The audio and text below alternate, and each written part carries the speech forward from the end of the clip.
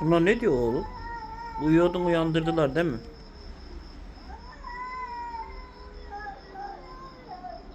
Ne diyorsun sen?